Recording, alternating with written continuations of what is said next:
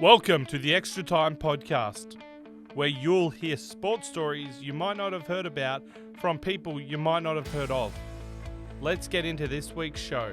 Hello, and a very big welcome in once again to the Extra Time Podcast. I'm Aidan Box as usual, and I'm not as happy as I was last week, not as happy as a team at Hawthorn as we were last week, but I'm still happy to be here. I never miss. I absolutely love sitting in this chair and talking to you guys, and of course, talking to my great friend Mark Woods. Woodsy, how are you? Still a bit flat, but then again, St Kilda decided to show up late, but it's all right. Good round of footy, both in the AFL and around the grounds locally. So it was good to see it start off. We'll be talking about that shortly, I'm sure. Yeah, we'll whip right into it. And basically with, nothing else really to take in apart from the NFL draft. There was no real F1 for me. There's a little bit of NBA playoffs as well. Which my Lakers went down. I was about to ask, are you feeling all right? You almost cancelled when... Yeah, well, it's okay. We'll see what happens in the next few weeks with the GOAT and his future, but that's beside the point. Aside from, a bit of golf, a bit of NFL draft and obviously NBA, the footy was the main attraction over the weekend, and obviously with Anzac Day last Thursday, I'm not sure whether you guys would have watched our podcast on Anzac Day or not, but yeah, that's when it all kicked off actually last Wednesday, as Woodsy mentioned before, and it was Richmond and Melbourne. And my overall thoughts on the round, I mean, Anzac round, I don't care who plays who, I don't care where all the games are, I don't care whether it's, like you said, professional footy or local footy, it is still, to me, undefeated as the best round or one of the best rounds in Australian sport, outside of any finals, because it just brings such a special element that it can't be rivaled in terms of the service, the Anzac appeal, and how special that is to our country. I think the way that we celebrate our veterans, all of those that served, and all their family members, men and women, all those continue to serve as well, what they did for our country, and how we celebrate that and put on such an amazing show, whether it is at the MCG on the Thursday, on the 25th. I was lucky enough to be there working. It was the same again. The service could hear a pin drop, and then as soon as that first siren went, it was like you're in the biggest stadium in the whole world. And then even on the Saturday, I was down at Bass Recreation Reserve, down in country Victoria, and it was the same thing. There wasn't anywhere near the 93,000, but it was still the same thing, still special and still a ripper game.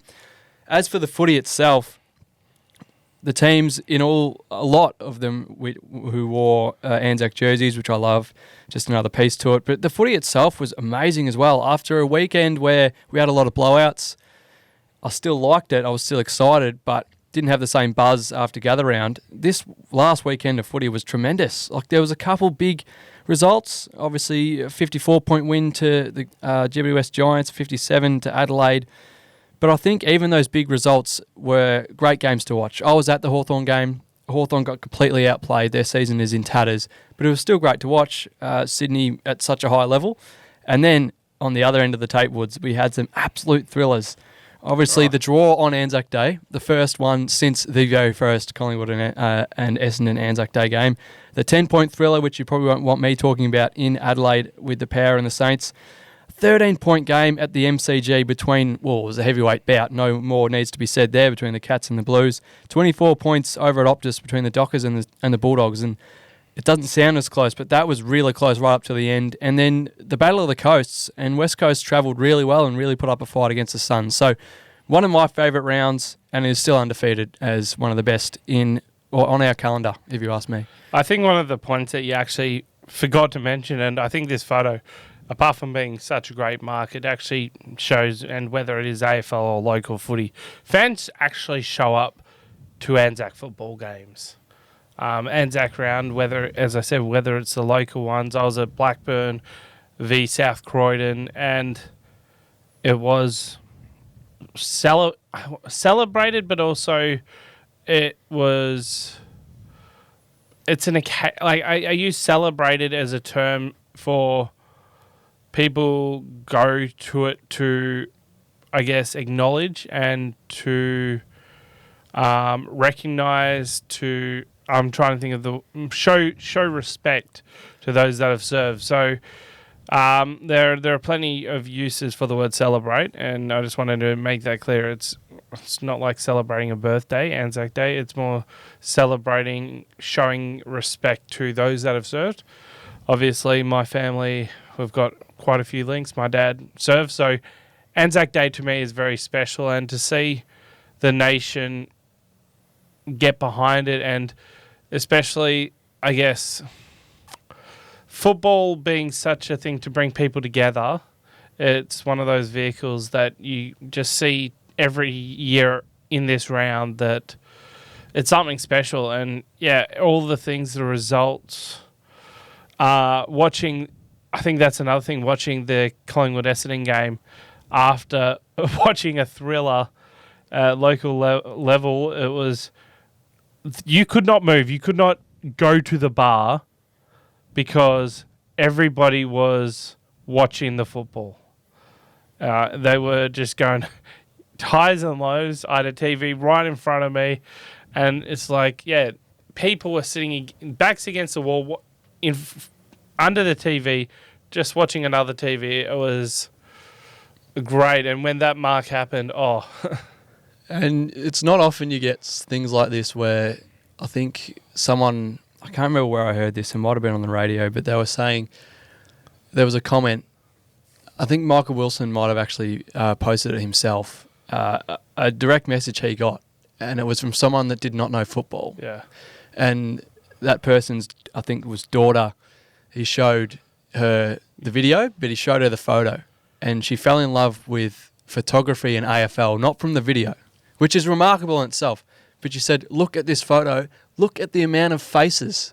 Look at all the faces. And look at the... You are right, it was Michael incredible Wilson. Feet. I will actually highlight, drawing away from it, I can see one person here on their phone, but look at everyone else. They're just drawn into it now. When I saw this photo, yes, I saw the mark, but then I actually saw the photographer right there. That's Michael Klein from the Herald Sun. Absolute prime position. I saw his photo as too. a photographer myself, like I'm in a group chat, Footy Focus, with AFL budding amateur photographers, and we've heard from Michael Klein. I want to say his name is. I'm sorry if I butchered it, but like I think that was one of the things. Like this got immediately posted and getting drawn into the position of the photographer, but then, as you said, you look at all the faces and, like, they're just drawn into this game. Absolute jam-packed crowd. And look at this kid. There's so many things you can think here. I've just noticed the security guard. It's like just, but like you look at it, it's like football is such a driving. I use vehicle a lot. But you look at all the faces, each one of these has a story. Forget the players, right? Because you semi-know the players' stories. But each of one of these people in the crowd will have a story. And I kind of feel sorry for the guy walking down the aisle now that I just saw him. Well, I was probably... he there was 93,000 people there, and Yeah. I was probably the only one out of 93,000 that didn't see it, Woods. I was in the stadium, but I had my back turned. Two people that... You're the second one, because I've just seen the guy just casually walking down the aisle, not looking at it. Every other face and looks that's the like thing. to be on it. It's such a moment-driven thing where this doesn't... it's a still image here, and we can talk about it like we have for hours and hours. But that Jamie Elliott mark is 1.3 seconds of 3 hours of football. But to me, if you ever want... and full respect to all of our photos of the round so far, but nothing will ever top this, because if you've ever heard the term a picture paints 1,000 words, there's never a better example than this. Because you could write 10,000 words out of just this. We could speak 1,000,000 words just looking at it and analysing it, because it's quite remarkable. So well done to Michael. The guy's an absolute freak. We're so lucky to have him. And I saw Kleiny's one as well. I was in the SEN box, and the lads were showing Jared and Dwayne straight away, saying this is the one they got.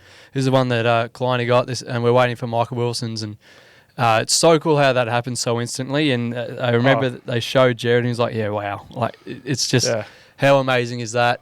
Just the backdrop of it, and then to top it all off, just Bobby Hill." And like that's like, wow, are you serious? Probably Did you really just do that? to the grand final? Yeah. But you highlight... And the Raw was to match. The Raw was one of probably the largest of the whole day, which really says something. Poor old Ben Mackay. He took the funny side of it, but yeah, never going to be great for him. I remember the Andrew Walker mark.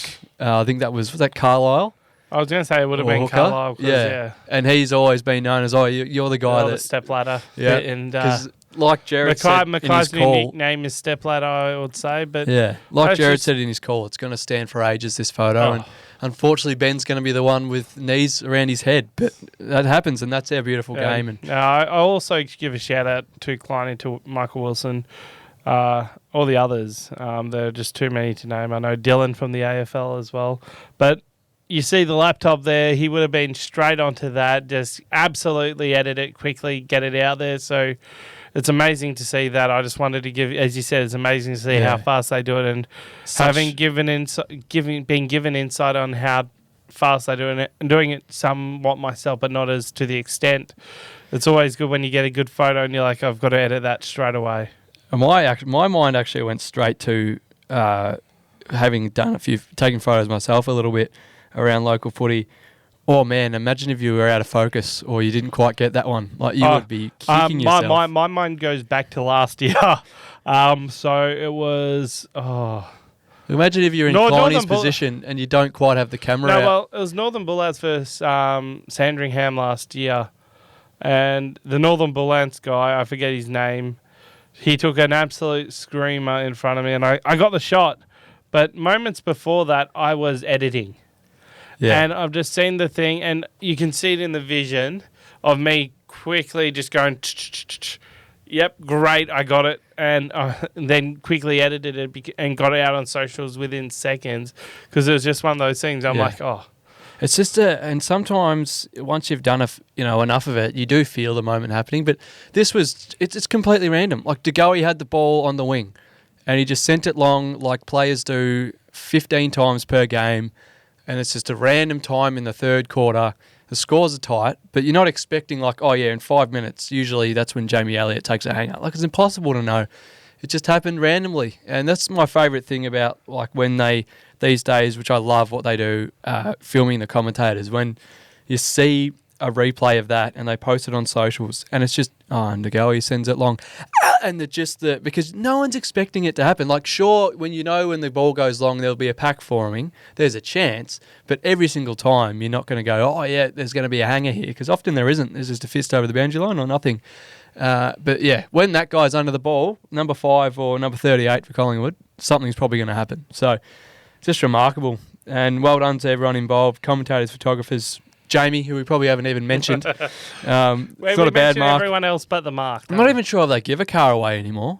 But if they did, he's won it. I don't think... there's some pretty good mark takers in the competition. Maybe when my boy Jack Hutch gets in there, he might have something to say about it. But yeah, Jez, I remember Bobby was interviewed after the game and he said, yeah, my one in the granny was better. I don't know about that. It was technically a one-hander, but Howie said his was probably better as well up in Sydney. But yeah, it's just the beauty of our sport. And I actually, for those that know the phenomenon and the legend that is Sketch in the States, basically got famous streaming, a bit of NFL and the like.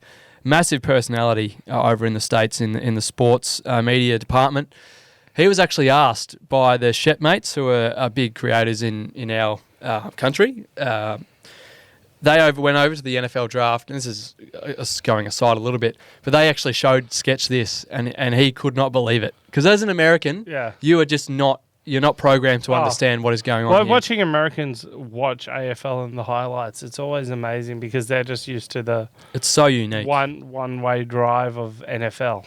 It's so unique, our sport, and you got to love it. But annual Anzac Day clash was an absolute thriller. Just to go over the results, talk about a little bit of the footy, other than the meaning of the game, which is phenomenal in itself, like we've been talking about. The Bombers came out and it was all guns a-blazing. It was an absolute onslaught. It was perfect football. There actually hasn't been a time this year, Woods, where I have watched a game and thought, wow, like, this team could not be more on top right now. Like, we're talking, the way I described it to my family when I got home on Friday night, because obviously being there was pretty remarkable. And I said it was almost as though Collingwood actually did not touch the football for the first 15 minutes, because we're talking like, everyone uses the analogy champagne football a lot, and it gets overused maybe, but it was literally like out of the middle, clearance, inside 50, Peter Wright mark, set shot, goal.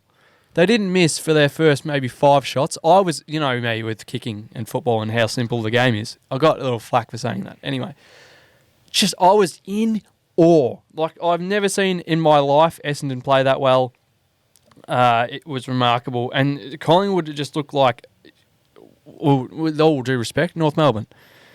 But even, like, I think there was one of their maybe 4 or 5 first, like, quarter goals that actually had to come from defence.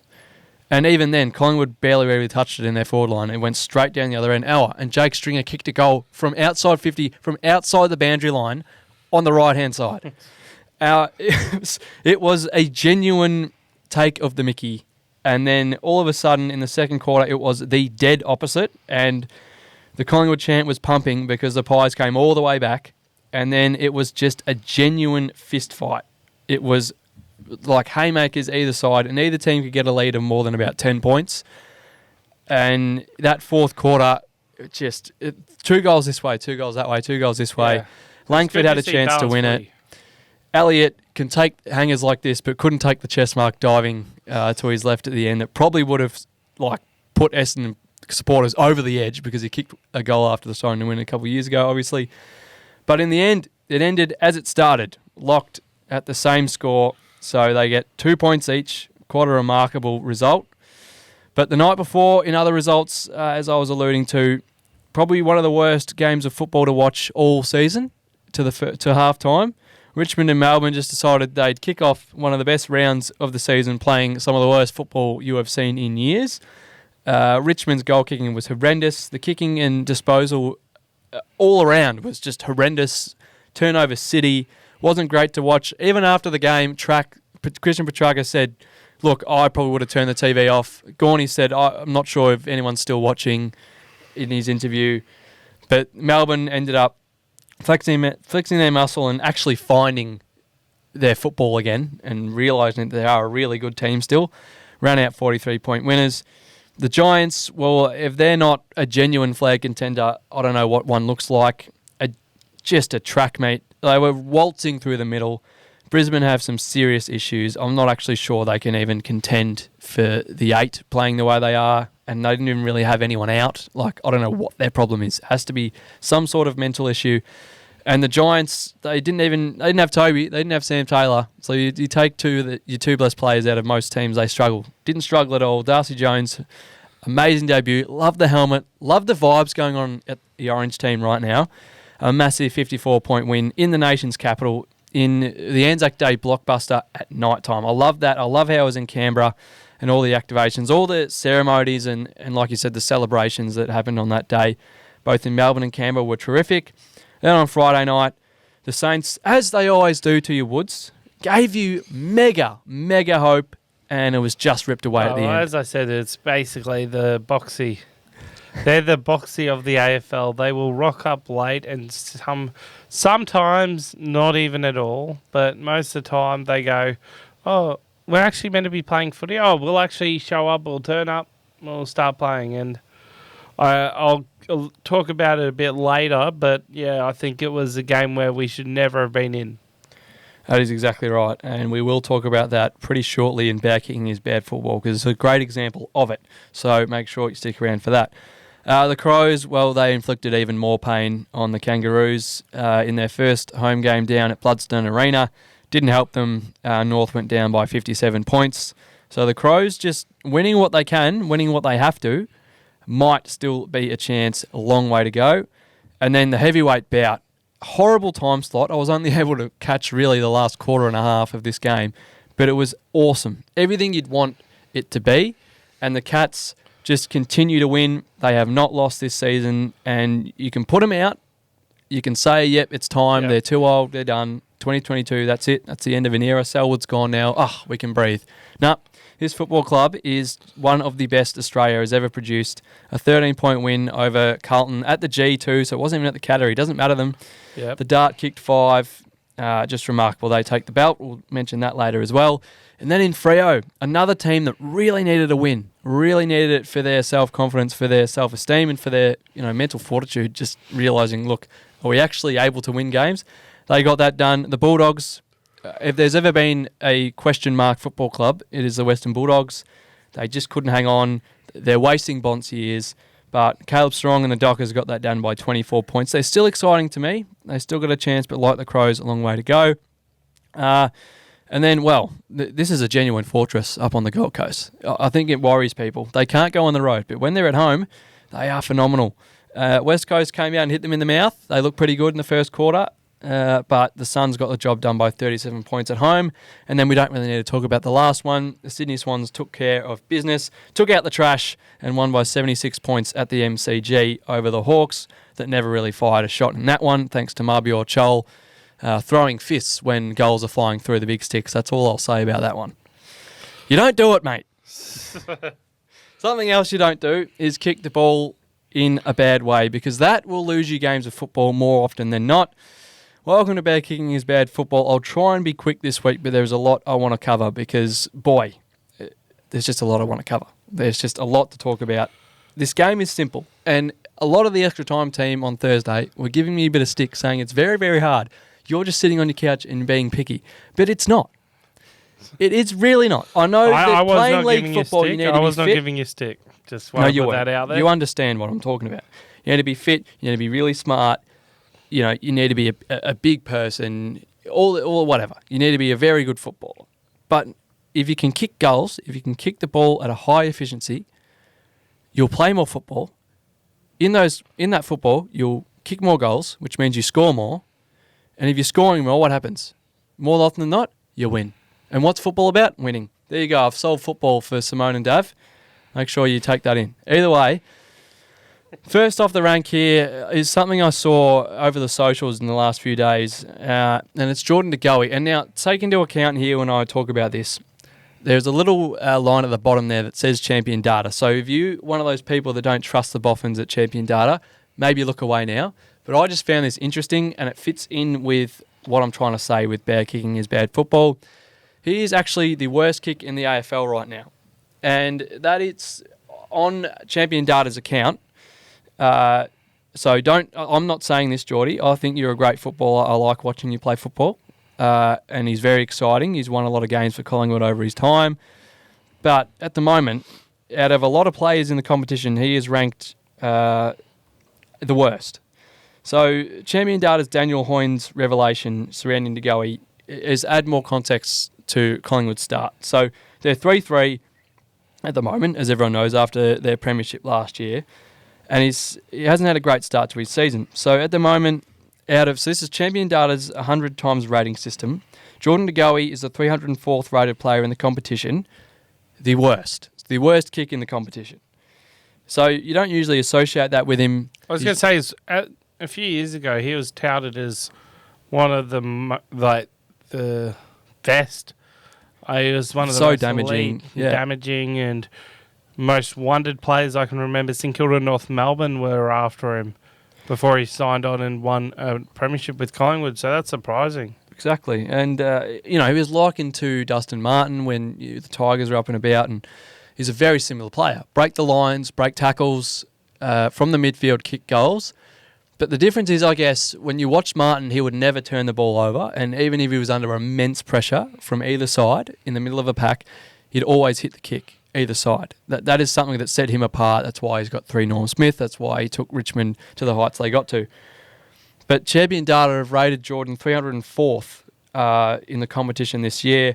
And it's good to take into account that their ratings on players' disposal efficiency by foot take into account more than their kicking efficiency. Takes into account how much pressure they're under and each type of kick they're attempting, among other factors. So I thought that was interesting. What else is interesting, he is injured this week. I'm not sure what the injury is, but it was reported this morning. Bad foot? that he and Tom Mitchell will not be playing on Friday night. Now, Woods, it's not just any other game either. What makes this even more interesting, they've got the Blues, which is the biggest rivalry in the AFL, if not one of the biggest in the country in any sport. And Jordan De Goey is not going to be out there. I was going to make this whole segment about how he needs to come out there, and I'm sure he will, beat the Blues and pierce the ball, kick it well, kick goals, damage the Blues like he has before, and win the game for the Pies because they really need this one. He's not going to be there. So I'm not going to say there's anything in that. Maybe there is. Fly, if you've dropped him because he's butchering the pill, just tell us. Just tell us that my segment has made its way into the black and white HQ and just drop the bloke because he's kicking the ball badly and losing your games. That's fine. It's okay. It's okay to be honest. Honestly, I was shocked by that. I'm sure a lot of people are. I'm not saying it's the reason Collingwood are 3-3. It's not the reason Collingwood have lost those games. But anybody who watches football and puts the eye test on Collingwood this year, they know that he has not been anywhere near his best. So now the stats back it up. And yes, it's champion data stats. Sometimes they're backable, sometimes they're not. But 304th in the comp. Trivia, they're backable apparently. 304th in the comp for a guy that is generally discussed as one of the top 20 in the comp in a team that's just won the premiership is really alarming. So get to training and don't do anything else than kick the footy if you're healthy. Once you do get healthy and over your injury, Geordie, because that's the difference. And honestly, come the end of the year, if the Pies are there when the whips are cracking, it'll be because he's kicking the ball beautifully again. Trust me. You can clip that, and I'll shake anyone's hand on that because that's what they need, especially out in the midfield this year where they've been killed in games. And particularly, like I said before, on the weekend, on Thursday, the Bombers killed them out of the middle and Collingwood were turning the ball over at crucial times. I mentioned the Tigers and the Demons before. I'm not going to say much else on this game because, boy, if anybody tuned in, saw the incredible ceremony beforehand and was pumped to have Wednesday night footy back, were so disappointed for an hour and a half until halftime. Didn't get too much better after halftime, but boy, the Tigers are next on my list. I'm going to make a list, and you bring up Richmond. I think that's a good segment. We've got the rounds wall of shame. This is my picks. You might not agree with them, but these are my picks. And obviously you'll select a winner. It might be up here, it might not be. But I think the first one that, as you mentioned, Richmond on the Wednesday night has to go up there. 5-12. In a game that was close. Yeah, I mean, they could have easily come out and won it had they were converted. up at half time by a point. They were only down by 23 points at 3/4 time, which is it's 4 goals, Woods. And at that stage they kicked 4-8. So if they'd kicked 8 goals, they would have been right there. I think when you kick goals, the momentum goes your way. You're filling up and about, and especially in a big game like that with such a massive crowd. And Richmond is such a club, especially this year. We saw when they beat Sydney, all they need is that Tiger Army to get up, and then all of a sudden they're built in a way that they're not relying on their big players to get 40. They're just a hunger team. They're down the bottom. They know that their only job this year is to spoil people's seasons. And you just got to finish your work. They give so much effort. I don't know how Ooze does it because they gave so much effort on Wednesday night. They just didn't finish. It's one of those things where I think if you can convert some of those easy kicks to goals, it changes the dynamic from that point. Like people say, if only I kicked that one. It's like, yeah, if you kick that one, guess what? The whole game changes. What do you put the work in at training for? If you kick a few goals early on, rather than mistakes and kicking points, the whole dynamic of it changes. You're up and about, and guess what? You might not make those mistakes later on in the game. You might not drop your head at a certain moment. You might not think, we're out of this later on in the game. I think this basically takes me to my next team. They won it, Port Adelaide. Now, as I said to you earlier, we should never have been as close as we were.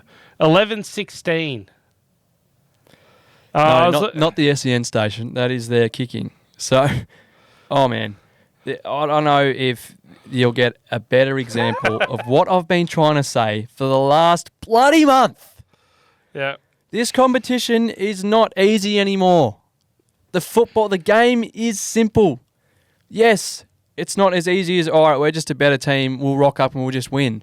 You can be beaten by anybody at any time, especially if you leave the door open. They didn't even just leave the door open, Woods. They pulled it off. They opened a few windows as well. And it's like having a house with no doors or windows. Just climb in, Saints. Just take me TV. This is why I say by like St Kilda are always in it. And cases like this when, as you said, you kick yourself out of the game, you allow teams to have a sniff, and it's just like, okay, had St Kilda actually won that game, I reckon Port would have been a shoo-in.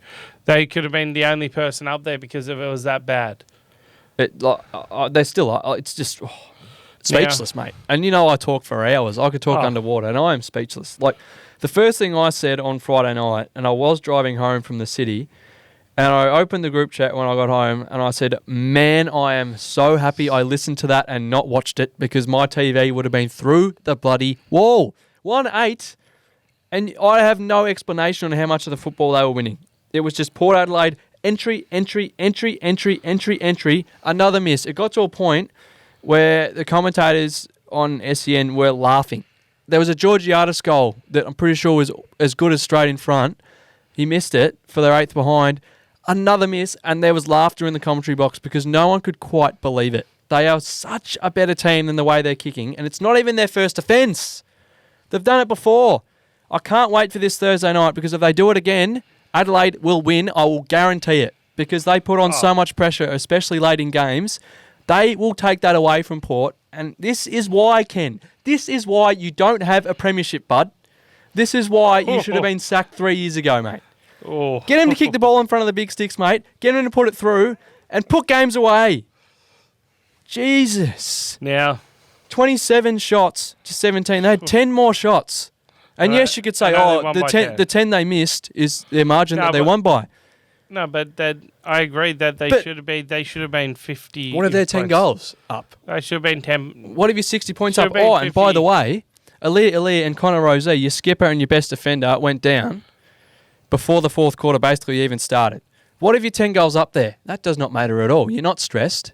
Ken's still got 5 years on his life that he lost on Friday night from stress. Oh, I couldn't. It's one of my biggest bugbears. I cannot believe it. Like, they are so lucky, but they're not on my wall of shame. They are on my chopping block, because if they do this again on Thursday night, not only will they lose the game, but I will be furious. I might even go over there and give them a visit. Well, looking at some honourable mentions before I mention the next team, because I know pretty close to your heart, the ones that were less than 50% in the goals to point ratio. So SN Collingwood, now is a pretty good, 12-13 apiece. Obviously, you can say, well, had somebody kicked a goal, they would have won. 2018, it's in the positives, but still Adelaide playing North Melbourne. Carlton were 15-15, 50%. Still. And I should add, Charlie Curnow, bud, you're losing yourself a medal. And you might lose Carlton a genuine shot at the flag. 3-2, you could have had 5. Oh, and by the way, who kicked 5 at the other end? Jeremy Cameron. Who won the game? Geelong. Yeah, he kicked 5-1. He could have had 6, sure. But they only won by a couple goals. So, Charlie, start kicking them, mate. I'm sick of you. And there's about 120,000 Blues fans that have been watching you live the last couple of weeks. They're sick of you too. They keep saying you're the best forward in the comp, but you're not. Yeah.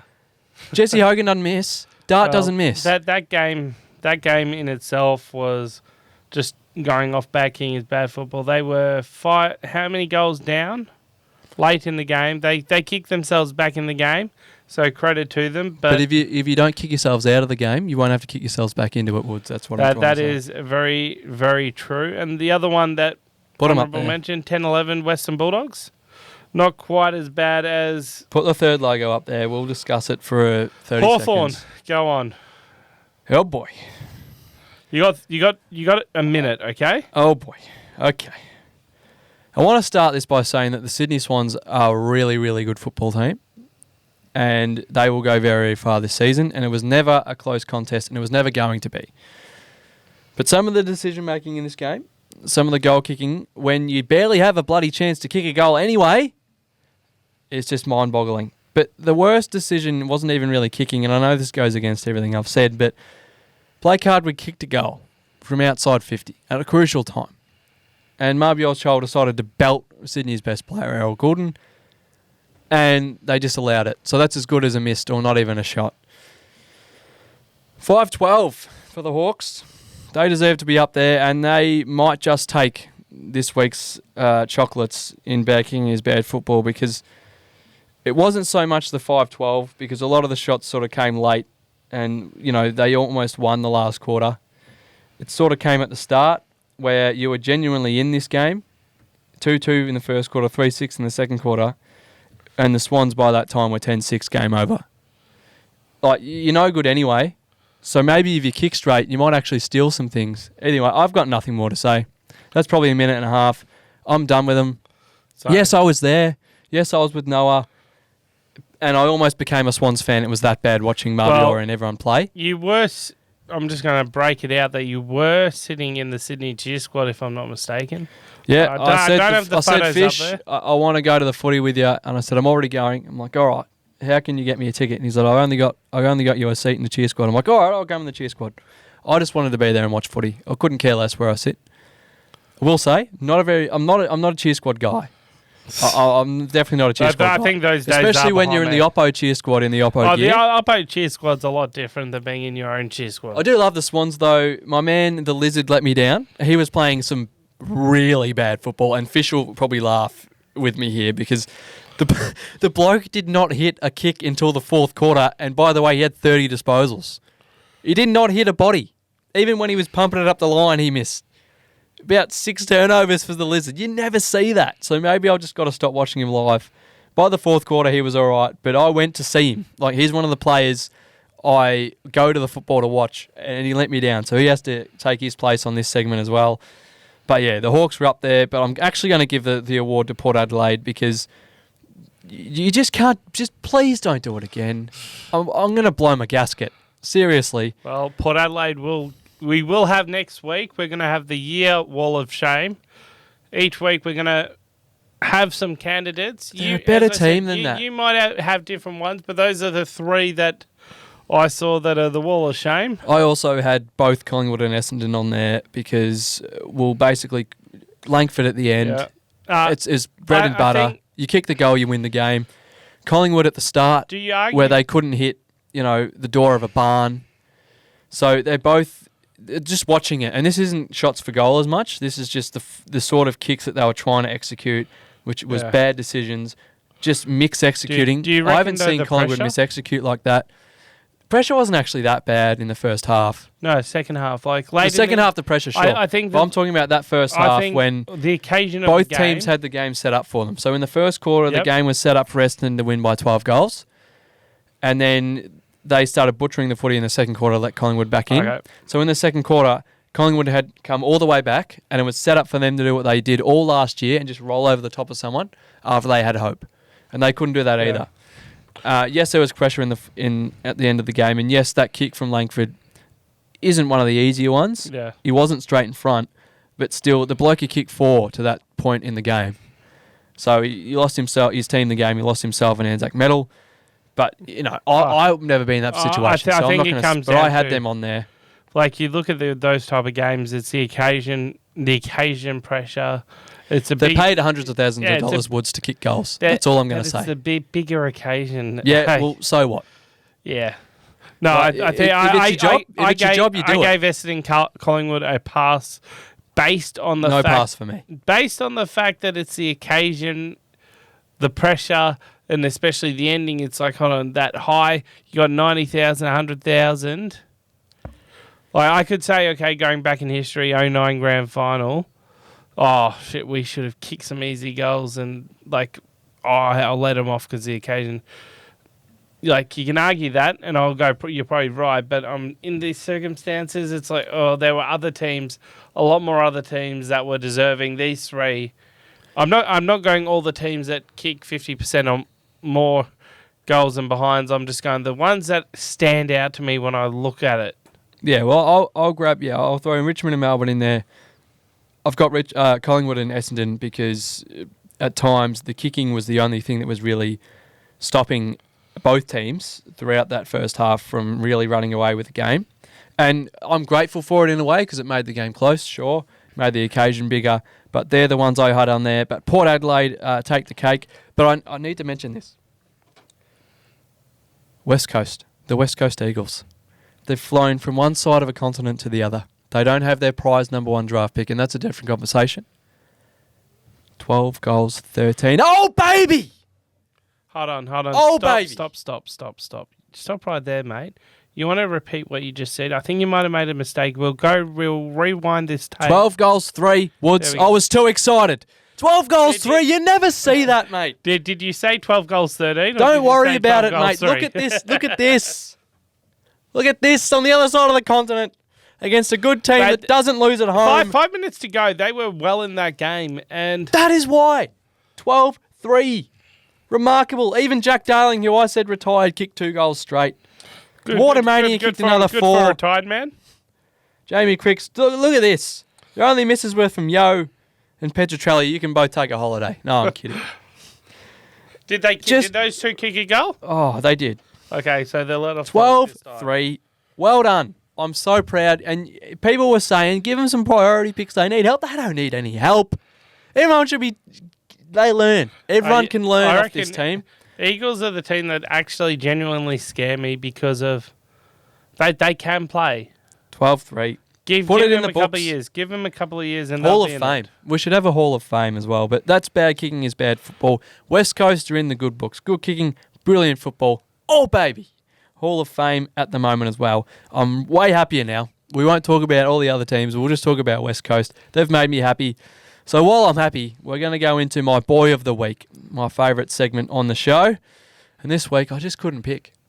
It's like Cars. Cars is my favourite movie. You have one job, mate. You have one job to pick one, and you don't. Cars is my favourite movie.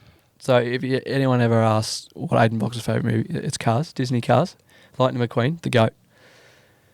And that's a different conversation. The Cars, GOAT conversation. We'll talk about that at a different time. Next week, I'm going to have a ranking of Cars.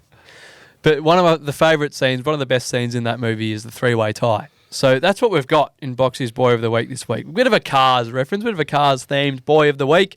I've got 3 of them. I couldn't split them. So on Saturday night, I mentioned it before, Fremantle, they were in the gutter. They lost games. They had a game stolen from them. They couldn't hold on. They couldn't quite put the last pieces together. They needed a win more than you need to breathe. And who comes out and dominates but one of the best midfielders in the comp? And I saw a quote from Mark Robinson during the week that was talking about how it was around the Fremantle Dogs game and how all the conversation all year between these two teams has been, why isn't Caleb Daniel playing? Caleb Daniel should be playing. None of it was that this guy is a top midfielder in our competition. And yeah, he's in Fremantle. It's not a big market over there. They all love their footy. They're all one of the most loyal fan bases, them in West Coast. WA football was huge. But over here, other side of the country, you just don't hear it, but you should. Because Caleb Sarong is a genuine top liner. That is not my personal bias coming through. Obviously, he had 46 a couple of weeks ago, broke records. He had another 37 in the win. 17 clearances, if you don't mind, 8 score involvements. What else do you want from a midfielder? Him and Brayshaw do it so brilliantly, and that's why you probably can't put him out. Yes, they have a long road ahead, but what this guy is doing in that Freo midfield, just phenomenal. He has to be in there. I absolutely love Caleb. Always try and catch Freo games just to watch him.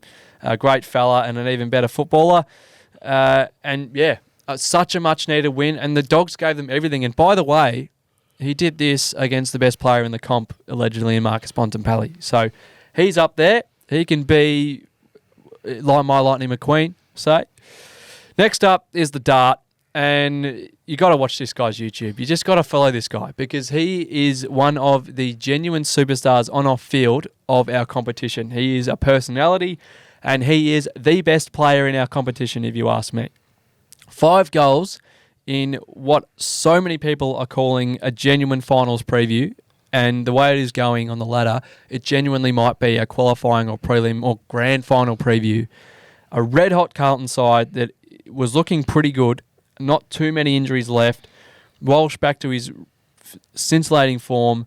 Wiedering was out there. A great defence, great forward line. He comes out and kicks 5 goals. One, because that's what Jeremy Cameron does in big games. I would not pick anybody else in the whole comp for a game like that with my pick 1 if I was going to and I needed a win. 5 goals, 1, a genuine game changer. And love the way he goes about it.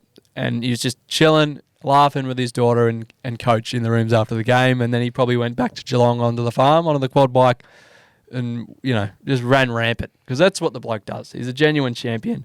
He's on another one of my boys of the week. You can call him... Lightning McQueen point 2. Oh, well, he could be the king. And then finally, a bit of a different one. It's Jared Waitley. And specifically his call on Anzac Day. And I didn't hear this live because I was busy working, but I saw it over socials. If you want to, please, I implore you to go onto AFL Nation's Instagram or Twitter and watch back the call, Jared's call of Jamie Elliott's mark, which we discussed earlier. It sums up the moment, how big it is, the occasion, so perfectly. And as a commentator myself, and a pretty raw one, a pretty young one, I cannot be more in awe of this guy. I had the pleasure of, working with him on Anzac Day as well, and just I was starstruck. You got to try and hold it in, obviously be professional, but sitting in the back of the box listening to him and Dwayne, I mean, the guy is the greatest for a reason. He wins, awards every year for a reason. We are so lucky to have him. Like there's not much makes me more speechless than Jared Waitley. Just the emotion and the raw when it happened. The Elliot, and then just the way he uses his words. He takes seconds, but it's not dead air, and he says exactly the right words in a way nobody else can, and he's the best. He needs to be everywhere. I wish he could call for every station. I know no one can do that. But if you want to watch footy and you're sick of the commentators that you usually listen to, chuck SEN on. Because this guy is phenomenal. Actually, I'm not going to lie, Woods. I was on the train home from that game and I listened to it back to back to back about 10 times in a row. Because he just sums up the crowd, how it's going to live on for ages, what the mark means, how special it is, and wraps all of that up with a second to none sort of excitement that just goes, it's just perfect. Because if you were listening to that on the radio, you can't see it, but you might as well have listening to Jared. So he's my third boy of the week. He can be Chuck, I guess. Doesn't quite have the mo that Chick Higgs has, and he's a much better guy. But that's my 3-way tie for Boy of the Week, and all so deserving. We've got Caleb for his massive game getting Freo back on the board. The Dart for really taking that heavyweight belt and just ripping it from the Blues. And then Jared, the GOAT Waitley, for his a remarkable call, not only of the mark, but of the Anzac Day match. It is a pleasure to watch and listen to all those three men go about their craft.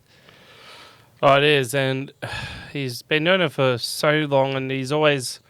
I believe he's one, if not, he's the best of this generation. I was thinking about, McAvaney and Cometti of years gone by, and so there's others, but he's definitely one that I'd much rather listen to over others. But it brings us to the heavyweight championship, and a new champion was crowned. Carlton defeated GWS, and then Geelong comes out and disposes of the champ, so... Geelong are the current champs, and it's interesting. Obviously, undefeated in their time. The Giants had it for about 4 or 5 rounds, and then all of a sudden the Blues got it, and then it's gone. Because, like I said last week, the Blues weren't shy. The Giants got a bit shy. They got a bit comfortable. They got the belt, and they thought, not that they choose who they play, but they thought, we might just take a few easy ones and keep it, and take a few photos with the belt and frame it. And the Blues thought, we're going to go up and we're going to put this belt on the line straight away. It cost them, but they were brave.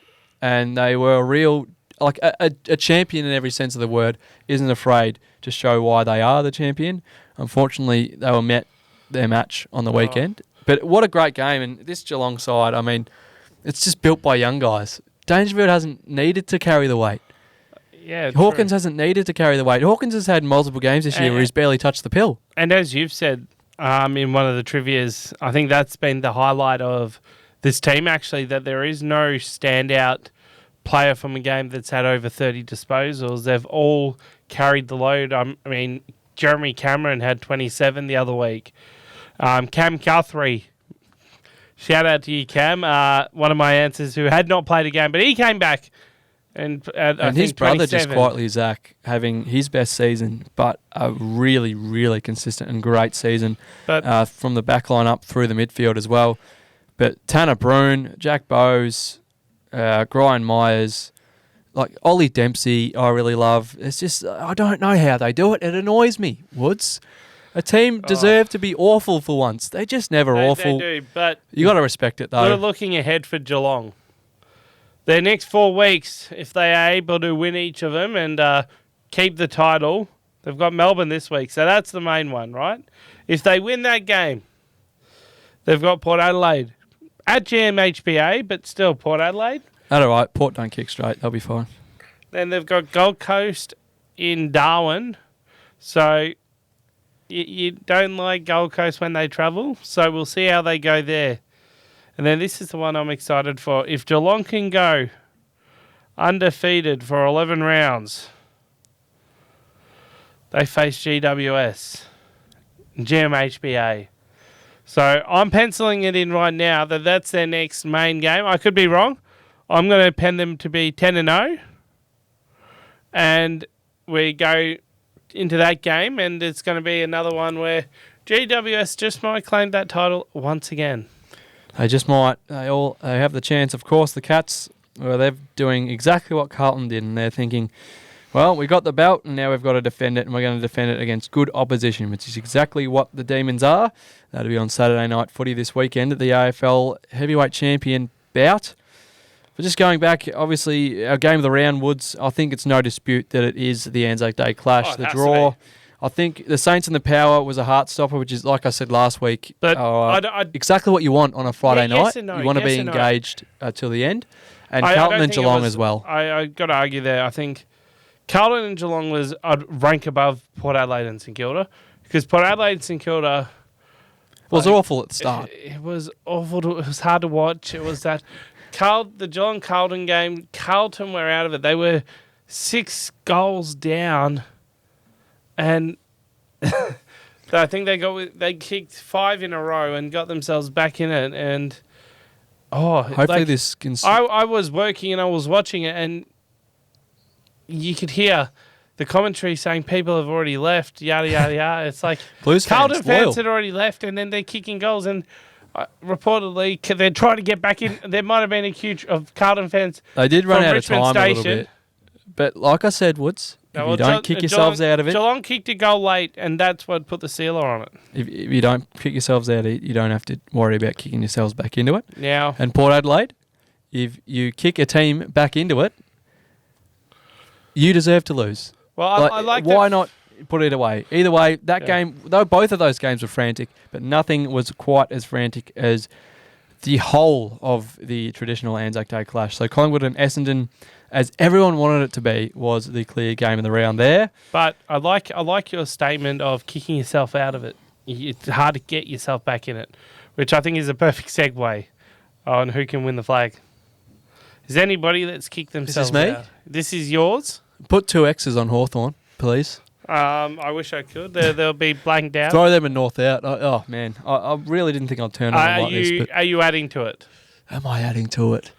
Or are you going to hold off a few more weeks? Give me a second. Well, Caleb and the Dockers could do anything really. They just need to get it together a little bit.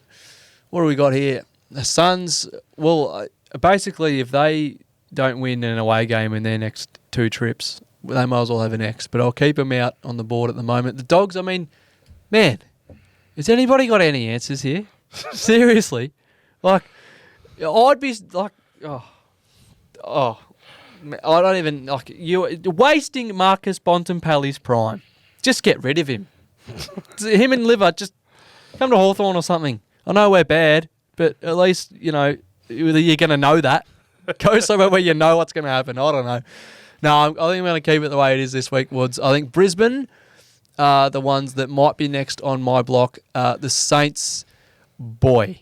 Who do the Saints have this week? If we lose any of the next three, I reckon if we lose this one, the Red X is going on. And I saw... We're playing North Melbourne. Yeah. For the next 3 games... And the Corn was talking about how Ross probably needs to get a little bit more stick at the moment. I'm not sure what you think of that. I think it's probably warranted. I mean, finals last year... I keep saying... No, we're at least it's 2-3 years away. I don't mind the way... We're at least it's 2-3 years away from truly being contenders. Actually, if we're not contenders in 2 or 3 years' time, Ross would have to go. Like, if 3 years' time we're not in the top 4, there's something wrong. And this is where we're building. We've got a young list who are building their way into it. Mateus Philippou's just re-signed 2 years, so I've already gone the Red X because this is the other unique thing about our sport. You can go on to yours. I'll keep the Saints with that one for now. Just to let you know on who we play in the next 4 or the next 3, and if we lose any of these, I'll lose 2 of the 3. If we lose any of the next 2, I believe the Red X is going up quicker than anything because we played North Melbourne at Marvel, our home game. Then we travelled to Tasmania to play your Hawthorn. That is true. But that's that. And then we played Fremantle at Marvel, Melbourne at the MCG, and then we travel over to West Coast. And that, my friend, is a worrying one with Eagles' return to form. We've been speaking about how unique the AFL is. We were talking about Jamie's mark earlier, but the other thing that makes it unique is it's not like many other sports where you actually can't read how a game went through the numbers at all, really. Like, you can read bits, but you can't know how it is. They were genuinely dominated. Like, Port Adelaide wiped the floor with them, but the 10-point margin tells people that didn't watch, the Saints put up a good fight. And they did in the last quarter, but only because Port had left the door, windows, roof off the place. Yep. And they were able to just I don't know if there are any in and walls rob. left, to be honest. But going on to mine as transition there, as you can see, there's a few more X's, and right now I'm pretty satisfied with that. Brisbane are on the chopping block. Carlton, Collingwood, they're, I reckon, the ones that later season. Essendon, they're still travelling all right. Had they lost to Collingwood and not put up a fight as they did, I was almost tempted to put that there. Geelong, I think that logo is going to get bigger and bigger. I don't think that's an X is going anywhere near that logo. Gold Coast, it depends on, I reckon. Well, the grand final's not at People First Stadium, so they might be in trouble. Round 13, they play St Kilda, and I'm going to wait till that game, and if we beat them, and I don't know if we're travelling all right at that point, the Red X might just come off with a little bit of glimmer of hope. There's about 12 games or 13 games they'll have home games, obviously, this season. Obviously, a couple of those, like you mentioned before, one's probably going to be in Darwin, which they play really well at Darwin. A few people have obviously been rumours throughout the years and memes saying they should might as well move there. That was before the fortress that is People First became this year. But you probably, even if you go perfect at home, you do probably need to pick up a couple road games if you want to make finals. So I think you definitely do. If you're judging them on can they win the flag, well, you need to make finals to win the flag. So that's exactly what we need to see. This weekend is an away game, although it is a same stater. It is the Q Clash, which could not come at a better time for us when both of those teams are... And if Gold Coast win that Red X might just be starting to fade in. Brisbane are done if that happens. They're 13th at this point, and you can't be losing to the Gold Coast Suns at home in a game that will be fiery, and that will finish off this round. As we're going to look through it, if that's all right now, Woods, been alluding to it earlier, the showdown. Now, this might as well be rivalry round because there's a few games this weekend, not all of them, of course, but there's a few games this weekend that are genuine we hate you, you hate us sort of scenarios. Kicks off with the showdown Adelaide will be the home team there. It won't matter. The Crows and the Power, 7:30 on your Thursday. That is going to be huge. And let me tell you, if Port Adelaide leave the door open, it will be ripped off. They won't have a single belonging left. They will take their tissues, the Crows. They will take everything. I can't wait for that. It's 12th versus 5th, but that means nothing. Friday, just in case you didn't, you wanted a little bit more rivalry to your weekend, it's Carlton and Collingwood. And I was listening to Andy and Gazy last night, and they were discussing this. This genuinely is a top 3 rivalry in Australian sport.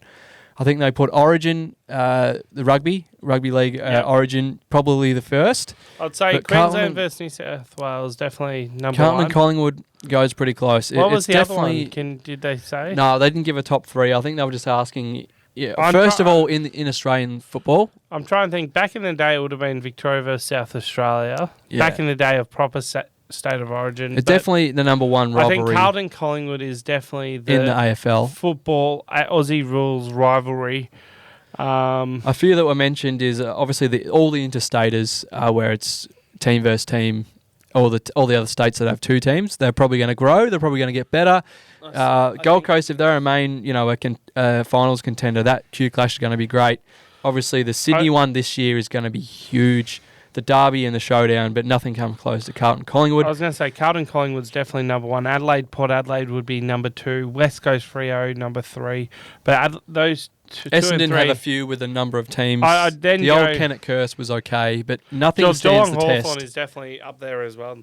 Nothing stands the test. But Melbourne like Geelong, this. looking at it and stealing your thunder a bit, Melbourne Geelong as well. That is a... Yep. So the Carlton Collingwood game will be on the Friday night at 7:40. And that is... You really don't need to say anything about that. Anyone that understands football knows that is probably the most important game of the round. You will have probably the biggest crowd of the whole season at that game. Good luck getting a ticket. I'm not even going to try. I'm just going to flick on KO and watch that one. I could just waltz in. And then, by the way, if that's not enough, we've got the Sydney Derby, or Derby. I don't know which way it is for each of these. It's the Battle of the Bridge. The Battle of the Bridge it is. And that could be anything. Like all the others, like the Carlton and Collingwood one, that could be a potential finals preview. Second versus third at the SCG. 2 teams that come off massive wins. 2 teams that are fighting for the ownership of New South Wales. Which is huge. And then you have St Kilda and North Melbourne. Just take a breath for that one. It's not really a rivalry. It shouldn't be close. It might be, but it shouldn't be. Trust me, I'm not going to be surprised if we lose this. I'm just It's a Woods v Bodie Stringer rivalry, if that's anything. Bit of an extra time one there. Might be a bet going on. Who knows? And then, like Woods said, we'll let you talk about this now. Melbourne and the Cats. The heavyweight bout will be prime time Saturday night footy, 4th versus 1st. And the Demons have been up and down. They came out and took Brisbane out. Everyone thought, yep, they're back. The Cats have been flawless. This one is going to be huge. So this is one where Melbourne can easily come out and win it, but you can't go past Geelong. Obviously, had some pretty good finals over the last recent years as well, the 2 sides, both recent premiers. So that'll be huge as well. The Young Cats against Melbourne, who have basically the same team they've had for a number of years, just trying to make it work. Big forwards at both ends, great defence at both ends as well. I'm really excited for that one. And then while that's going on, over in Perth at 8:10, the West Coast Eagles with arrested and rejuvenated Harley Reid take on the Bombers. And that's really just a must-win for the Bombers if they want to do damage come September. And then Sunday, the old graveyard, as some people call it. It's not quite the graveyard because Richmond play Fremantle at the MCG, which is a real danger game for the Dockers. We've seen those games go both ways through recent years. The Dockers just have to win if they're going to climb back into contention. Great. The Tigers, I haven't seen a side ravaged by injury quite like this in recent years. You know they'll keep fighting though. That's at 1 o'clock. The Dogs and the Hawks, that's at 4 o'clock. And this is like Fremantle and Richmond. This is a must-win for the Dogs. They're 11th at the minute, slipping away. Bevo will probably be dripping with sweat, worrying about his job. If the Hawks win that, I'll not only be gobsmacked, I'll probably just come in the jersey and nothing else next week because they were awful on the weekend, but I'm keen to watch that. And then so we're bookmarking that. Boxy will come in just a Guernsey next week. The Lions and the Suns, the Q Clash, which when the Suns came in a number of years ago, it wasn't really much. Both teams weren't great a number of years ago, but now two teams that genuinely need to show something. The Lions have been awful at home this year. They need to show that it is still a fortress for them. They can still contend this year after a grand final last year.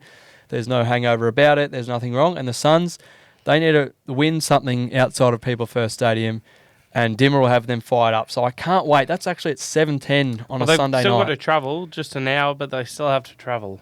So another bumper round of footy, rivalry round if you like, kicks off this Thursday night, like I said, with the showdown. Make sure you catch all of that. And something else that you'll catch that is, well, it's an around the grounds thing. It's not for a while, so hold your horses, but this is more than an hour down the road. This will be over in the West Indies. It's time to talk a bit of cricket, Woods, because the Australian World Cup squad has been announced. Yes, there is another World Cup. No, it's not the one-day World Cup we took out last year. It's another T20 World Cup. The last one, obviously, a couple of years ago on our shores. We were bombed out, didn't even make the finals of that one, which was very embarrassing. So we'll be coming back with abandon, and we're going to be looking to really contend for this one after our triumph last year and our incredible 2023 that was. This will be our squad, and there's a big omission, which I'll discuss in a second. But the Bison is obviously our skipper. So Camo just relinquishes that in the T20 format, which I love, really, because I feel like there should be a captain in each. And I like the kind personality of the team. The personality of our T20 team with the Bison. It's a bit more fun, just like T20 is. It's a bit more. There's a bit less rules. There's a bit less, things you have to confine in, and there's more freedom. And I really like the way that Mitch leads, and he is obviously one of the best T20 players in the league with bat and ball. So he'll captain the squad. Ashton Agar comes over. Obviously, I'm almost certain he'll just be a bit of backup for Zamps. Paddy Cummins, Tim David, obviously slotting in at 5 or 6 just for that big hitting, really, and a few catches here and there. Nathan Ellis, who's had a tremendous year, sort of improving himself again, going to that next level, has so many variations. Cam Green, he can do it all. He can really be anything. He's been killing it in the IPL once again. The Hoff, Josh Hazlewood, Travis Head, needs no introduction. Joshy Inglis will take the gloves alongside, obviously, Matty Wade, who's been picked again. Glenn Maxwell, so good to see him back. I'll mention him just in a moment. He's back in the IPL now after he omitted himself for personal reasons. Good to see him back and positive. Mitchell Starc, worrying. Not going to say much more than that because he has gone for big runs in the IPL, but then not many people can take wickets when needed like Mitchell Starc. So bit of a lottery with him. The conditions in the West Indies are a lot better than in India. Yeah, so we want the best Mitch. We don't want the wayward Mitch, please. But that'd be nice. Marcus Stoinis, who didn't have an Australian contract, but then said, all right, watch this. Belted a 124-run performance chasing in the IPL, and they were like, okay, we can't leave this guy behind. He is a man monster. Matty Wade, for what will almost certainly be he and David Warner, the next guy's last run in the green and gold. So it'd be great to see them because they've done so much for our country, and they're match winners in themselves. The experience is probably what picks them first, just what they can do. And then Adam Zampa, you always know he'll produce. He could be awful in the first few games like he was in the One Day Cup last year, but then he always brings us home. One of the most talented leg spinners in the world. But a surprising omission. And we've talked about him so much and we were so certain he'd be there. No, JFM, WTF. Do you think it's a case of when Matthew Wade and David Warner go, that will make that will allow the door to be open for someone like him? Well, this probably shows how much I idolise the guy. But of course, I was listening to Jared Waitley and Dwayne Russell on the radio as I came in today, and they were discussing it, and they were just perplexed. They could not believe it because sure, you've got to have people behind. You've got to have Inglis in case Wade, who will almost certainly be the keeper. You've got to have Inglis in case Wade, pulls his old hamstring or something. But like Dwayne said, that's like 1 in a million, really, because it's a tournament of about a month. You're going to be prepared for it. You're not going to be playing too much before it.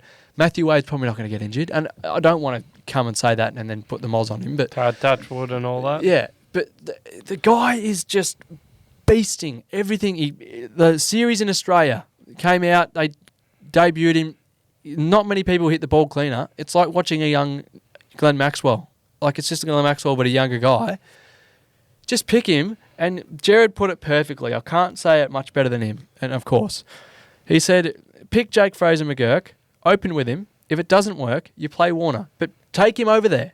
Why haven't we taken him over there and then just at least gone in one of the pool games against a team that's, no disrespect, but a minnow, gone, Jake, go out, open with Trav or open with Dave, either one. Like, I think you could put Head at 3, and then you've got the 3 most damaging players in the world in your top 3.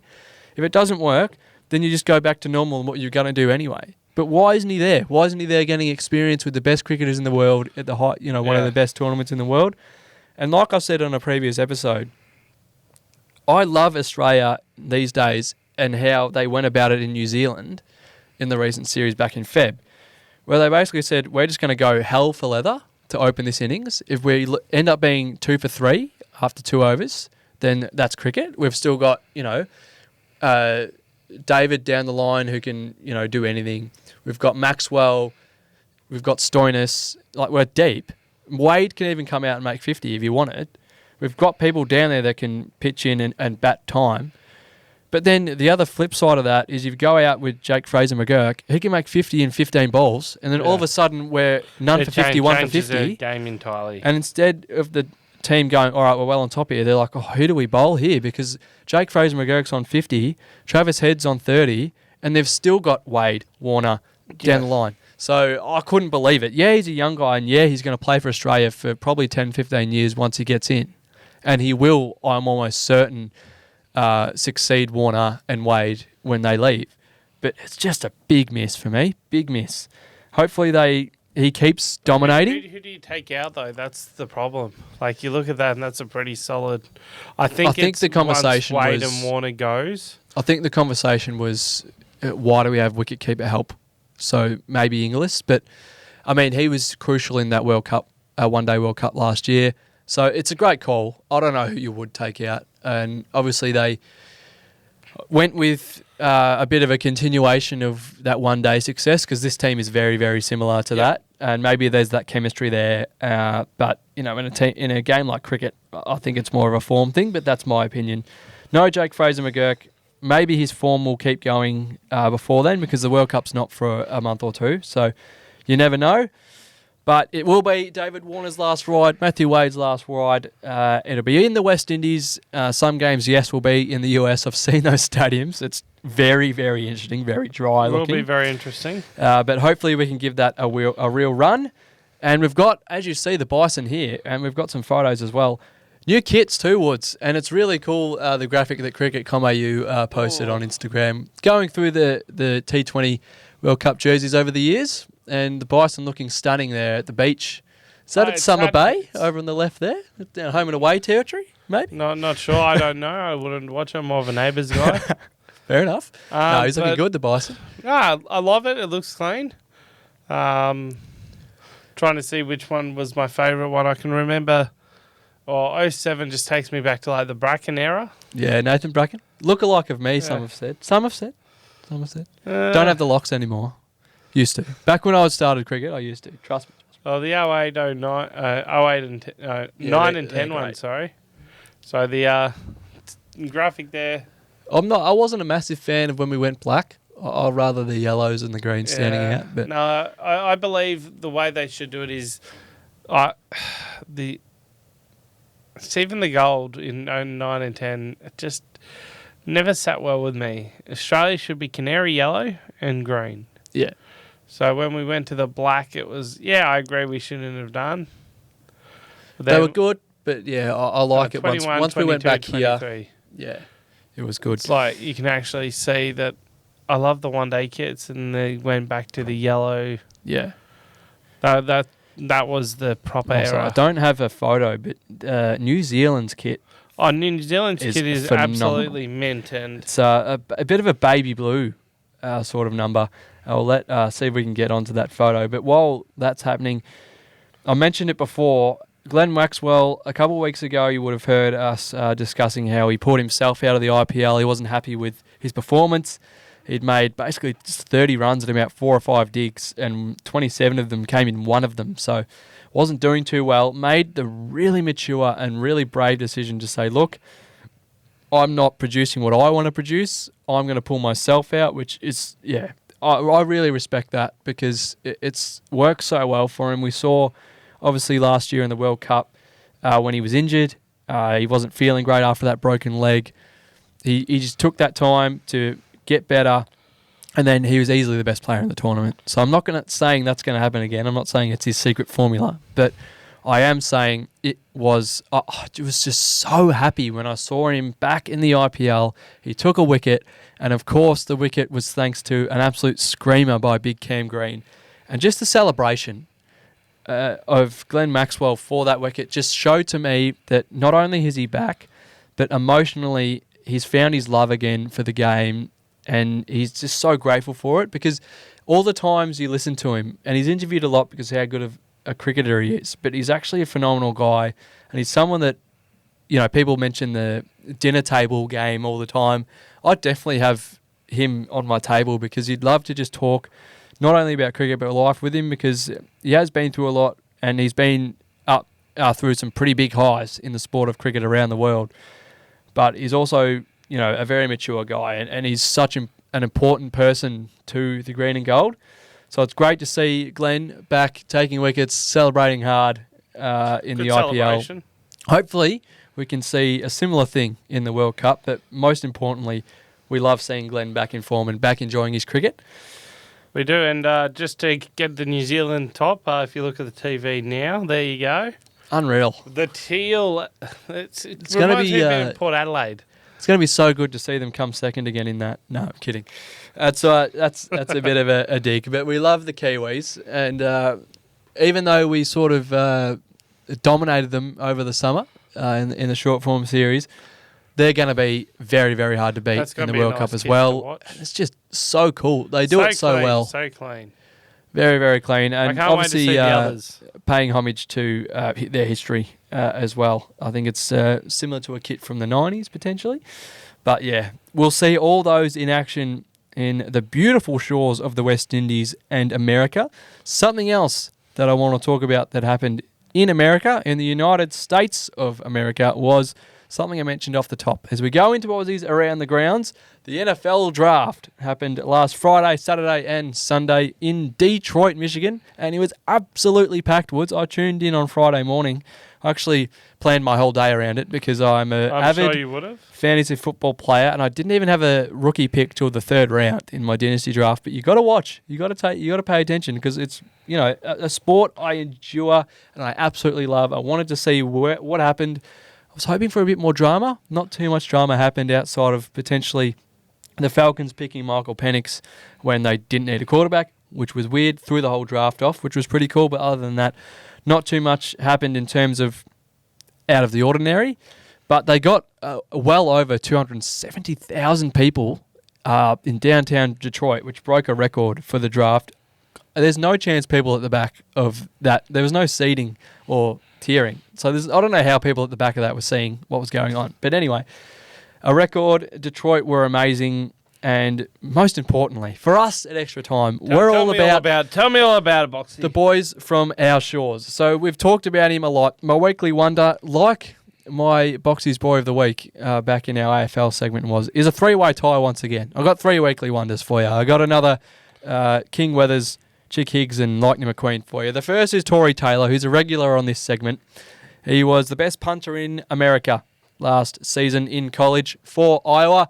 And he was actually, not only was he taken as the first punter in the NFL draft, he was the first special teamer in the whole draft. In round 4, pick 122, which is relatively high if you think about it, because around him were skill players like receivers and quarterbacks, and he's a punter, which is very important because he puts the foot in football, American football, because otherwise no one kicks the thing apart from, thanks Siri, apart from the kicker. But they decided to pick him, the Bears. They had the first pick in the draft. They obviously took Caleb Williams. They had a very good draft, the Bears. And Tory Taylor out of Iowa, our Aussie boy, went pick 122. The first special teams player off the board, I mentioned, had just a scintillating career at Iowa. He's a big guy. He booms the ball. He's great to watch. And Caleb actually sent him a message. So Caleb Williams, the Heisman Trophy winner from 2 seasons ago, or not last season, the season prior, he actually sent Tory a message allegedly and said, congratulations, welcome to the Bears, but you won't be punting much around here. So Caleb is confident. And obviously, if you don't know NFL, if Tory doesn't punt much, it means that the Chicago Bears offense is doing really well. So Caleb's very confident that will happen. But it's great to see. And they just released their jersey numbers as well. And Tory's going to wear number 19 for the Bears. And he will actually be locker buddies with Caleb Williams, who will wear his number 18. So that's going to be pretty cool as well to see those guys get close. But the next one, or the next two actually, weren't draft picks. They were signed on draft night. So the first is Nick Constantino. Hopefully I haven't butchered that name, but he's heading to Woodsy's Denver Broncos out of Texas A&M. Looking forward to that. So congratulations to Nick, and all the best in Bronco country. Hopefully you'll be riding over there with their new quarterback, Bo Nix, who they picked in the first round. I'm sure they'll be a little bit better next season under coach Sean Payton. They're obviously in the hardest division in football alongside the reigning champs, the Kansas City Chiefs. So it'd be pretty tough for Bo. Not saying I'm not confident in him, but Nick might get a little bit of a go if he can make the squad and punt for them. And then finally, an interesting one with Matthew Hayball, signed as well on draft night out of West Adelaide. He joins show favourite Lou Headley at the New Orleans Saints out of Vanderbilt, so he won't have to change his colours too much in the black and gold. So from Melbourne, Australia, Nick Constantino and West Adelaide, Matt Hayball were signed on draft night to join Tory Taylor as 3 new Aussie punters into the NFL. It was really great to see. You love seeing those fellas apply their craft in college and then make it to the big league. So we'll be keeping our eyes out for that when the NFL season starts later in the year, around September, October. We'll be looking to see if these guys are on the rosters and punting the ball away for their sides. But in other NFL news, he launched a pick. He announced a pick. He also launched his academy, and I speak of Jordan Mailata, the Philadelphia offensive lineman. He's actually launched an NFL academy on the Gold Coast. So from what I understand, high schoolers can nominate through school and join the NFL academy and not only be punters, as most Aussies are sort of chambered into becoming. I'm pretty sure this is all positions NFL academy, getting a lot of young kids around the Asia-Pacific region playing the beautiful, amazing sport of NFL. So well done to Jordan getting that off its feet. That'll be up on the Gold Coast based, I'm pretty sure, where he made the pick. And I don't have the photo, but it was funny. They announced Jordan was making the Eagles' second-round pick, and the commissioner, Roger Goodell, announced him and said, we've got Jordan Mailata live from the Gold Coast, and they cut to Geordie. He said hello. And then the super up in the left corner said Melbourne, Australia, and it was actually on the beaches of Burleigh. So I made the comment in the group chat saying, Melbourne looks beautiful this morning. So maybe they don't teach too much geography over in the States, but I thought that was pretty funny. But well done to Geordie getting that academy off the ground. I cannot wait to see what happens of it. We've already got, obviously, Gold Coast native and former Gold Coast Suns listed player Pat Murder at the Jacksonville Jaguars, trying to earn his spot on the tight end depth chart. So plenty of Aussies in the NFL now. 3 new ones, a new academy, and of course, Paddy Murder as well. So a really good week for Aussies in the NFL. All is positive, and I can't wait to see how they all go this season. But the other league, obviously, in America, and the big one right now, the big one that is news right now, is the NBA. We're deep in the playoffs, and not too much of an update in terms of series ending. We have had one in terms of the Aussies, and that's Josh Giddey's Oklahoma City Thunder. Well, they swept Dyson Daniels and the New Orleans Pelicans, so they are really humming right now. They were the 1 seed in the West. They've already won a playoff series, and they're going to advance. So that's huge. I'll be very excited to see how far they go. I'm not sure who they're going to have in the second round. Obviously, Josh Green and Dante Exum's Dallas Mavericks are still locked in battle with the Los Angeles Clippers, which is a huge series there. Joe Ingles, he's playing for Orlando, like I said last week, and they're locked in a series with the Cleveland Cavaliers. I think that one's at 3-2 at the minute, so that could go the journey.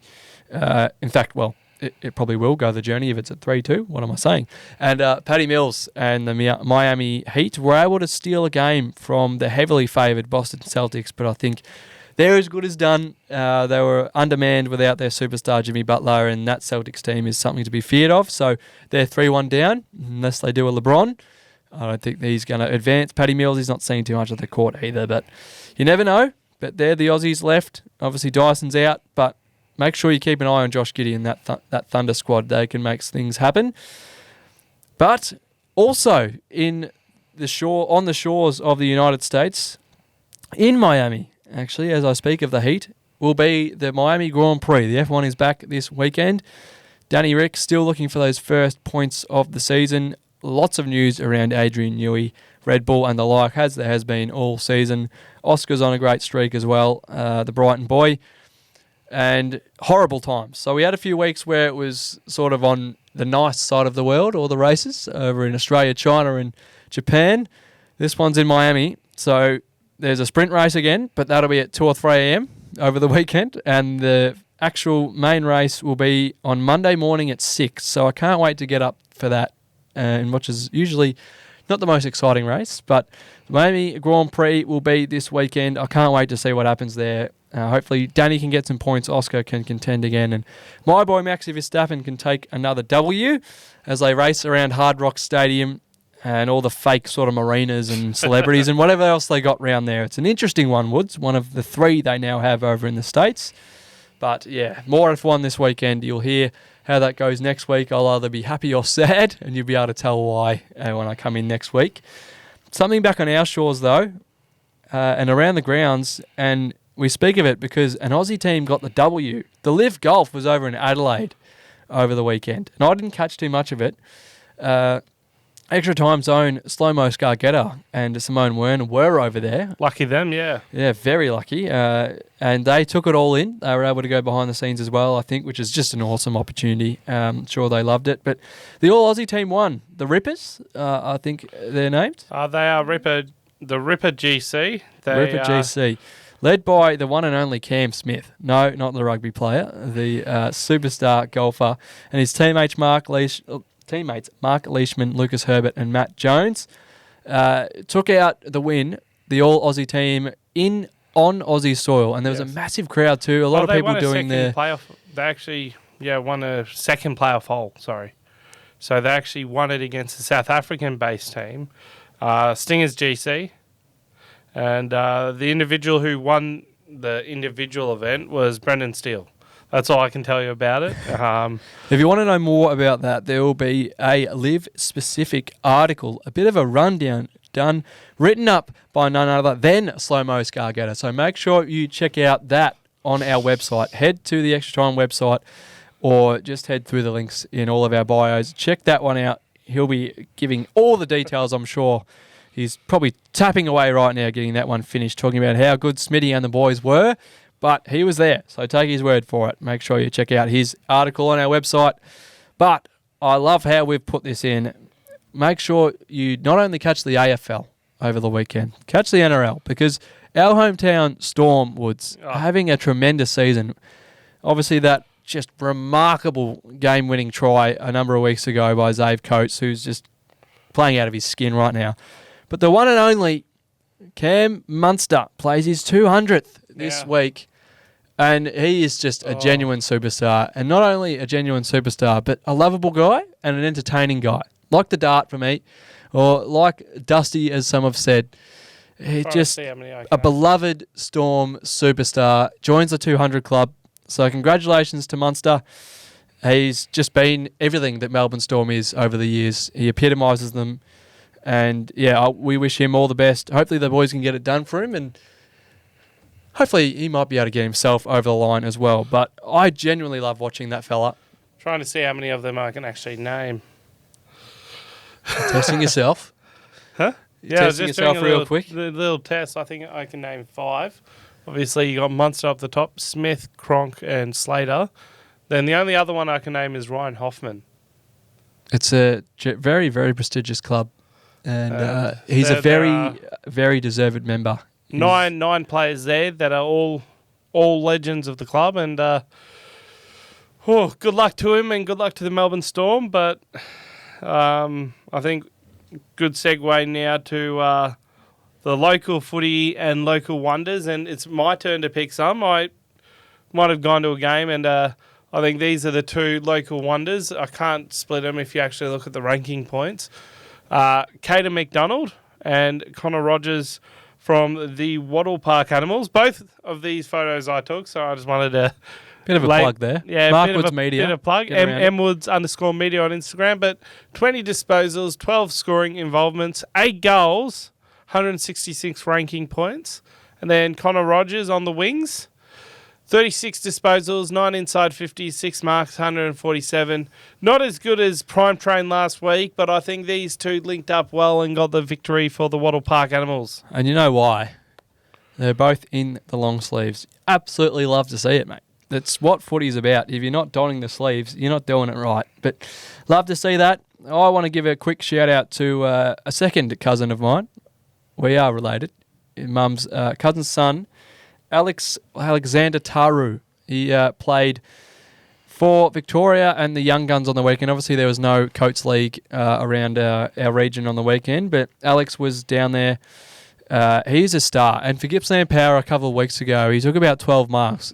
The kid was everywhere. He's huge. He's way taller than I am. He's probably better looking as well, and he's a lot better footballer. So that's why he's a distant relative, because I got none of the talent. But no, Alex, he's a great fella out of the Warragul Industrials Footy Club, and he's just killing it right now. And he's showing people why he's a sniff later in the year to potentially get picked up. But he's doing all he can right now for Gippsland Power. He's, like I said, earning some Victoria country impressions as well, and playing some great footy as well across Gippsland. But on the weekend, it was Anzac round, like we said off the top, and it would be silly of us to not mention the incredible ceremonies that not only went around the AFL and all the country, but where we were at. And I was at Bass, like I said off the top of the show. This was the amazing service where you had, it was all across the West Gippsland football competition, netball competition. And I just love it. You see the reserves and the senior sides and the netballers all line up, all the fans, all the veterans, the umpires at every single ground. I do a bit of work running the social media for the league, and I do a gallery every Monday. Usually there's a lot of photos of celebration, of the crowd, of a bit of netball, a bit of youngsters. But the whole gallery was just photos like this, because why else would I make it anything else? It's exactly what Anzac Round is about, just taking a moment and going, well, we are here because of those remarkable, selfless people that have and continue to serve their families and the history that is our incredible country. So, yeah, an eternal hats off to them. We'll never forget them, and we'll always celebrate and respect them, like you said before. And it was the Battle of the Bridge. And after years of it being a little bit flat, because the team on the left, Kilcunda Bass, weren't quite up to the team on the right here, Phillip Island, who are the best team in our region. There is no doubt about it. They've been a genuine force over the last 15 years, really. The Battle of the Bridge sort of died. Kilcunda Bass brought it back. They thought they were going to contend this year. They were a real deal. They recruited pretty well. They brought back the Battle of the Bridge shield, and they held it on Anzac Day at their home ground, and they fired the first punch. They played scintillating football in the first quarter, and then the Island machine got going, and it did not stop. They got to about 8th gear, and they rolled right over the top, winning by 50-plus points. And with a team, mind you, Woods, that had 13 guys, 25 or younger, and two debutants, a very young team, but those youngsters got them going. It was very impressive to see. They're not going anywhere. In other results, Nanagoon, they continue to look ominous. They won big again. Their percentages through the roof. And obviously, there was a few other blowouts and close ones, but the last thing to mention for me is the Carlton Draft, which happens, and it's one of my favourite things in the country. Not the beer, the Carlton Draft. initiative, which is a bit of a program where former AFL superstars can basically put their hand in and say, all right, yeah, I'm happy to get drafted. I'm happy to go back and play football. And clubs that haven't been getting the results can apply. And if they are lucky enough, get the chance to draft or have one of those players play a game of football for their club, which is, if you know local football, especially country footy, just beyond invaluable, because not only will people come watch, but that player can not only show their skills on the field, but impart their knowledge of playing on the biggest stage to the youngsters and everybody else around that club. And it's an unforgettable thing. Last year we saw it at Nil Madana with Bucks. He only lasted about 10 minutes and pinged the string. A year before that, we saw Sean Burgoyne at Darlaston. And this year, we get to see Isaac Smith. So the 2022 Norm Smith medalist, fresh out of the game. He's had a year off, but he's been doing some pretty good work for Triple M. He'll be playing for Bunyip, which is in my local comp, like I said. They're in struggle town at the moment, so I couldn't be happier. They got the number 1 pick, and they selected Smitty ahead of guys like Dill Buckley, Matt Lloyd, Lee Montagna, and Trent Cotchin. They thought that Smith was the best choice, and he's going to play a game. They haven't decided which one yet, but he's going to play a game for the Yippers, the Doggies, this season, which obviously, if you're a keen follower, is the club of Tom Papley. So maybe he'll come down for that, who knows. But I'll be calling that game, Woods, and I couldn't be more excited to not only watch him play, call him play, but see what he does for the club, how many people he brings in, because he's genuinely a superstar and one of the funniest, most genuine blokes the AFL's had, Izzy Smith. So I'm really excited for that. Well done to Bunyip, and it's going to be tremendous watching Smith run around in the red, white and blue. Yeah, well, Blackburn also played on Anzac Day. We played South Croydon. Unfortunately, we let him get off to a good lead early on, and we came home late, but it just wasn't to be. As you can see there, you talk about teams lining up before the game. This is the Rezzies and the seniors with the juniors just before the ceremony. It's always good to see, but you can see players reflecting on it. I don't think they understand the seriousness of the day just yet, but it's good to see. But they'll remember being there, and then when they do realise, they'll understand. They will, and so yeah, we've got East Ringwood this week, and that's going to be a hard battle to do. It should really indicate where we're at, but good luck to Blackburn. Obviously, that's Saturday, so Saints are playing on the same day. I've got to decide, but once again, Wattle Park, I don't know where they're playing. The VAFA thirds haven't actually released a fixture yet, so 9:20 in the morning at Deakin. I got it wrong last week, and I had to correct myself on the Instagram story, so Deakin Uni, 9:20 if they're playing at home. But apart from that, I think that is it for this week. Extra time, isn't it? It sure is. It's been a great episode. Make sure you catch this huge weekend of sport around the place. We've got a mega rivalry round in the AFL, kicking off with the Crows and the Power and finishing with the Q Clash. We've got the Formula One back, and of course the NBA playoffs are continuing. So make sure you catch all that, and you'll know what we're talking about next week, and you can join the conversation. Make sure you comment, like, and subscribe for some more, and we can't wait to see you next week. Enjoy.